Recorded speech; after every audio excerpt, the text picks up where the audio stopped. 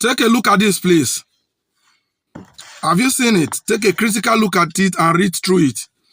It says, Okpebholo, which is a Edo State governor, approved the sum of 914 million naira compensation for Edo APC youth leader. That's what you've seen there. So the state governor has approved the sum of 914 million naira. That's almost 1 billion naira to compensate an APC youth leader in Edo whose hotel was being demolished by the previous administration of Governor Godwin Obaseki. So my people, let's look at this issue and let's discuss this with an open mind.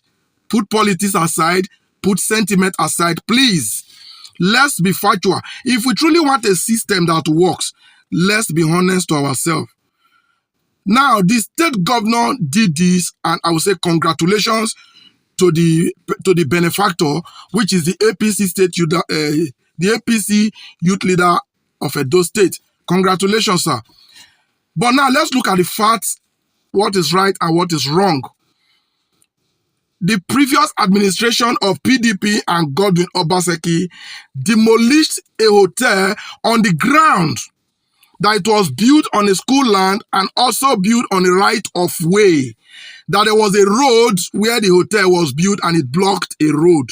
That was their reason for demolishing the hotel at that time. Even though most of us frowned against it, accusing the governor of witch hunting the opposition.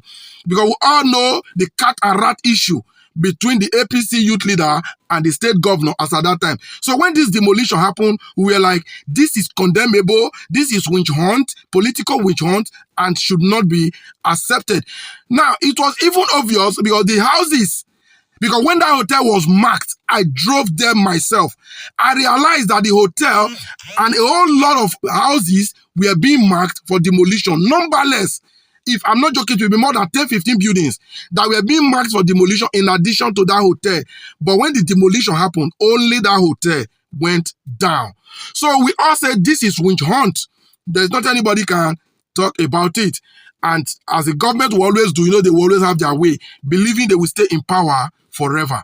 Now the administration of Godwin Obaseki and PDP gone. APC came back to power and Okpebholo is in charge, which has brought the APC youth leader now back to power. Now we are seeing this news that he has been compensated.